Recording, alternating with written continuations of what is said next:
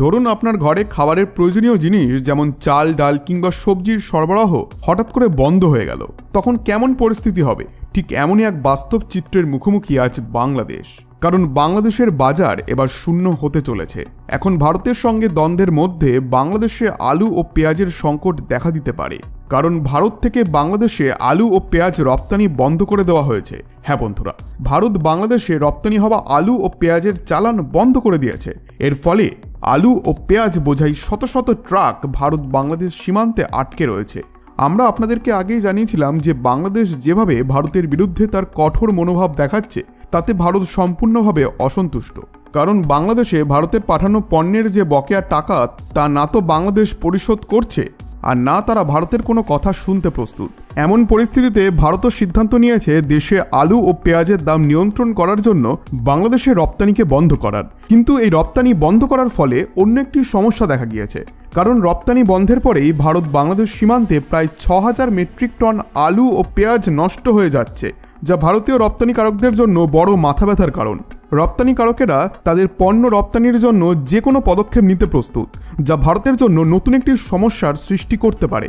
বন্ধুরা, সম্পূর্ণ ডেভেলপমেন্ট কি আমরা আজকের এই ভিডিওতেই জানবো। কিন্তু তার আগে আপনাদের কাছে ছোট্ট একটু রিকোয়েস্ট করব, ভিডিওটিকে শেষ পর্যন্ত অবশ্যই দেখুন এবং ভিডিওটিকে একটি লাইক করে চ্যানেলটিকে এখনই সাবস্ক্রাইব করে দিন। কারণ এটি আপনাদের জন্য 1 সেকেন্ডের ব্যাপার, কিন্তু এতে আমাদের অনেক উপকার হয়। তো বন্ধুরা, বাস্তবে দেখলে বাংলাদেশের খাদ্যপণ্যের ক্ষেত্রে ভারতের ওপর তাদের ডিপেন্ডেন্সি অনেক বেশি। বাংলাদেশ যতই ভারতের প্রতি কঠোর মনোভাব দেখাক না কেন, এটা আগেই নিশ্চিত ছিল যে তাদের শেষমেশ ভারতের কাছেই ফিরে আসতে হবে। কারণ বিশেষ কোনো একটি খাদ্যপণ্যের জন্য নয়, বরং ভারত বাংলাদেশকে বিভিন্ন ধরনের খাদ্যপণ্য রপ্তানি করে। খাদ্যপণ্যের পাশাপাশি ভারত থেকে বাংলাদেশে আরও অনেক ধরনের পণ্য পাঠানো হয়। তবে মোট রপ্তানির মধ্যে খাদ্যপণ্য সেগুলির পরিমাণ সব থেকে বেশি। গত বছর ভারত মূলত বাংলাদেশকে চাল, গম, চিনি, পেঁয়াজ, আলু এবং ডালের মতো পণ্য পাঠিয়েছিল। আর যদি এই বিষয়টিকে নাম্বারস হিসেবে দেখতে চান, তাহলে বাংলাদেশ তার মোট খাদ্যপণ্যের চাহিদার প্রায় 40% ভারত থেকে প্রতি বছর আমদানি করে। কিন্তু গত কয়েক মাস ধরে বাংলাদেশে যে ইন্টারনাল অস্থিরতা চলছে তা পুরো দেশকে এক বিশাল সংকটের দিকে ঠেলে দিয়েছে। পরিস্থিতি এমন হয়েছে যে ভবিষ্যতে গোটা দেশে খাদ্য সংকট দেখা দেওয়ার মতো সম্ভাবনা রয়েছে, বিশেষত আলু ও পেঁয়াজের মতো পণ্যের অভাব। এই দুটি পণ্য ছাড়া না তো কোনো তরকারি রান্না সম্ভব আর না তো কোনো খাবার তৈরি করা যায়। কারণ সাধারণত বেশিরভাগ খাদ্যপণ্য তৈরিতে আলু ও পেঁয়াজের ব্যবহার অপরিহার্য। গত কয়েক বছরে ভারত থেকে বিশ্বের বিভিন্ন দেশে আলু ও পেঁয়াজ রপ্তানি অনেকটাই কমিয়ে দেওয়া হয়েছে।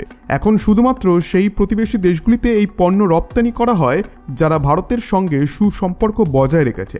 আর এক্ষেত্রে বাংলাদেশ ছিল ভারতের একটি বড় ক্রেতা। প্রাথমিকভাবে ভারত ও বাংলাদেশের মধ্যে বিবাদ শুরু হলেও ভারত তখনও আলু ও পেঁয়াজ রপ্তানি বন্ধ করেনি। তবে সম্প্রতি ওয়েস্ট বেঙ্গল থেকে বাংলাদেশে আলু ও পেঁয়াজ রপ্তানিকে বন্ধ করে দেওয়ায় প্রশ্ন উঠেছে যে কেন ভারত এমন সিদ্ধান্ত নিল।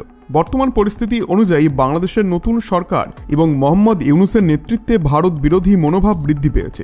অন্যদিকে ভারত যেসব পণ্য রপ্তানি করেছিল তার বকেয়া টাকা বাংলাদেশ এখনও পরিশোধ করেনি। এমনকি ভবিষ্যতে তারা এই অর্থ পরিশোধ করতে পারবে কিনা তা নিয়েও সন্দেহ রয়েছে।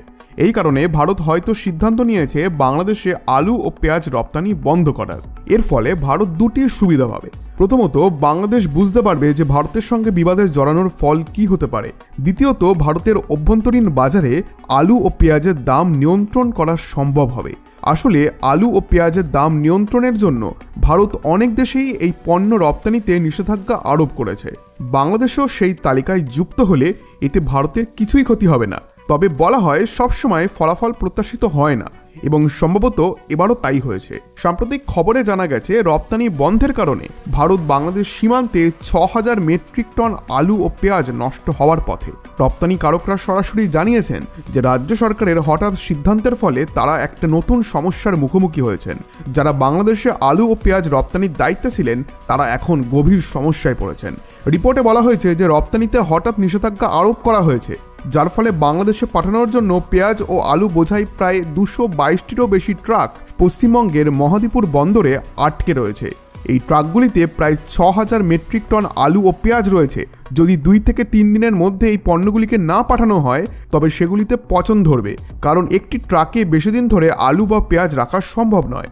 এই পরিস্থিতিতে ভারতীয় রপ্তানিকারকদের উদ্বেগ বেড়েই চলেছে। যদি পণ্য সময় মতো পাঠানো না হয় এবং নিষেধাজ্ঞা এভাবেই চলতে থাকে, তবে তারা বিরাট আর্থিক ক্ষতির সম্মুখীন হতে পারেন। এটা কোনো ছোটখাটো বিষয় নয়, কারণ ৬,০০০ টনেরও বেশি পণ্য নষ্ট হয়ে যেতে পারে। এর মধ্যে ১২০টি ট্রাকে পেঁয়াজ এবং প্রায় ১০০টি ট্রাকে আলু বোঝাই করা আছে। যারা এই পণ্য পাঠিয়েছেন সেই রপ্তানিকারকরা এতটাই হতাশ যে তারা জেলা প্রশাসনকে চিঠি লিখে মহাদীপুর বন্দর থেকে রপ্তানি চালু করার জন্য আবেদন জানিয়েছেন। মহাদীপুর এক্সপোর্টস অ্যাসোসিয়েশন সেক্রেটারি জানিয়েছেন, যদি সময় মতো রপ্তানি নিষেধাজ্ঞা না ওঠে তাহলে তারা ধর্মঘটের পথে নামবেন। ভারতীয় রপ্তানিকারকরা এতটা পদক্ষেপ নিতে প্রস্তুত কারণ যদি তাদের পণ্য বাংলাদেশে পৌঁছায় তবে আনুমানিক প্রায় ৫০ কোটি টাকার লেনদেন সম্ভব। কিন্তু যদি বাংলাদেশে পণ্যই না যায় এবং তা ভারতের স্থানীয় বাজারে বিক্রি করা হয় তাহলে লাভের পরিমাণ এর অর্ধেকেরও কম হবে, কারণ ভারতে আলু ও পেঁয়াজের দাম বাংলাদেশের তুলনায় প্রায় অর্ধেক। এমনকি যদি আলু ও পেঁয়াজের মজুদ ভারতে বেড়ে যায় তবে মার্কেটে তার দাম পড়ে যাবে। এই দাম নিয়ন্ত্রণ করতে এবং অভ্যন্তরীণ প্রয়োজন মেটাতে রপ্তানিতে নিষেধাজ্ঞা আরোপ করা হয়েছে। কিন্তু অন্যদিকে যদি দীর্ঘ সময় ধরে বাংলাদেশে আলু ও পেঁয়াজ রপ্তানি বন্ধ থাকে তবে বাংলাদেশের বাজারে মূল্যস্ফীতি আকাশছোঁয়া হয়ে যাবে এবং খাদ্য সংকট দেখা দেবে। এখন আমি আপনাদের কাছে একটি প্রশ্ন করতে চাই যে এই সিদ্ধান্তে কে বেশি লাভবান আর কেই বা বেশি ক্ষতিগ্রস্ত? নিচে কমেন্টে আপনার মতামত জানাতে ভুলবেন না। বন্ধুরা, এই ভিডিওটি যদি আপনার তথ্যবহুল মনে হয় তবে একটি লাইক দিয়ে শেয়ার করুন আপনার বন্ধুদের সাথে, যাতে তারাও এই গুরুত্বপূর্ণ বিষয়টি জানতে পারে। আর চ্যানেলটি সাবস্ক্রাইব করতে ভুলবেন না, কারণ এমনই আরও বিষয় নিয়ে আমরা আপনাদের সামনে আসব। ধন্যবাদ।